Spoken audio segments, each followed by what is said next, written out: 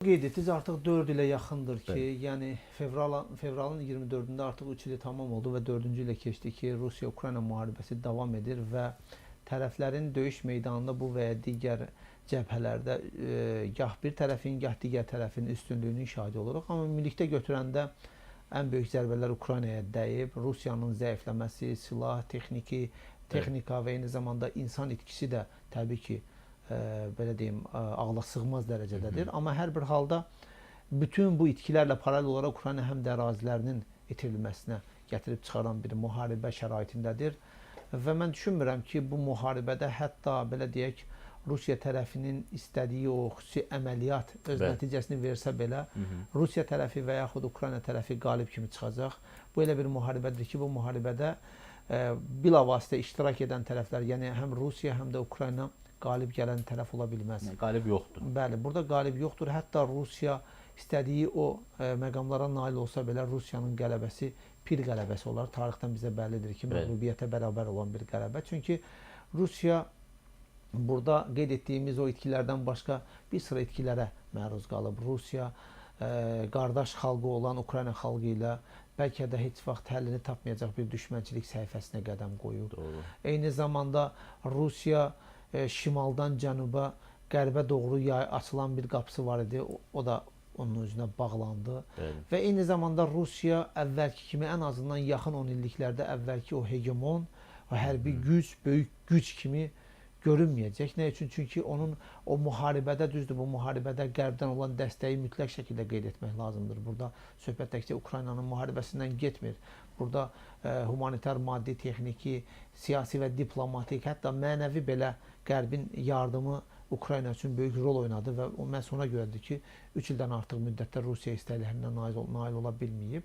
Ukrayna xalqının, Ukrayna dövlətinin gücü də bir yerə qədərdir, biz bunu bilirik. Amma hər bir halda bütün bu dəyərlərlə yanaşı müharibə güc tərəfin, belə deyim, gücünün isbatıdır. Və nəzərə alaq ki, biz 3 ildən artıq bir müddətdə gördük bu güclü tərəf necə olur və yaxud da ki, güclü olan tərəfin qarşı tərəfinə dəstək olanda hətta o güclü tərəf istəyinə belə nail ola bilmir. Bütün bunlarla yanaşı həm də son zamanlar baş verən proseslər bir daha bizə onu göstərdi ki, Rusiya-Ukrayna müharibəsi, biz həmişə qeyd edirdik ki, bu Rusiya ilə Ukraynanın müharibəsi deyil, böyük güclərin müharibəsidir. Və Donald Trump administrasiyası hakimiyyətə gəldikdən sonra biz açıq şəkildə onun şahidi olduq ki, bu həqiqətən də böyük güclərin oyunu idi, müharibəsi idi. Çünki bunu biz demirik, bunu Amerika Birləşmiş Ştatları kimi bir dövlətin hazırki rəhbəri Donald Trump açıq şəkildə qeyd edir ki, Joseph Bidenin rəhbərlik etdiyi demokratlar məhz Rusiya-Ukrayna müharibəsinin əsas bahiskarlarıdır. Düzdür, Putinin mövqeyini də, Putinin atdığı addımları da qeyd edir, nəzərə almaq lazımdır. Bəli, Putin o öz ərazilərini genişləndirmək istəyini açıq şəkildə bəyan edir. Bunu gizlətmək olmaz. Amma hər bir halda bu oyunun, bu müharibənin, bu prosesin qarşısını almaqla bağlı Donald Trump'ın qeyd etdiyi kimi Joseph Bidenin rəhbərlik etdiyi Demokratlar Partiyasının zamanında Amerika Birləşmiş Ştatlarının kifayət qədər imkanları var imiş və o müharibənin qarşısını ala bilərdilər. Sadəcə burada Donald Trump biraz fərqli mövqe bildirir. Qeyd edir ki, yəni bunun onun hakimiyyəti və yaxud onun partiyasının rəhbərliyi ilə heç bir əlaqəsi yoxdur. Mən bu məsələyə bir mövqeyimi bildirim, subyektiv fikrimi bildirim ki, Rusiya-Ukrayna müharibəsi elə bir müharibədir ki, elə bir prosesdir ki, onun fitilini yandırıb, daha sonra hakimiyyət dəyişikliyinə nail olub, özündən əvvəlki iqtidarın üzərinə bunu yıxmaqla bağlı olan bir proses deyil bu. Yəni, bu qədər rahat şəkildə altından çıxılacaq bir proses deyil. Rusiya-Ukrayna müharibəsi Amerika Birləşmiş Ştatlarının, söhbət Donald Trump və yaxud Joseph Bidendən getmir, söhbət demokratlardan və yaxud respublikaçılardan getmir.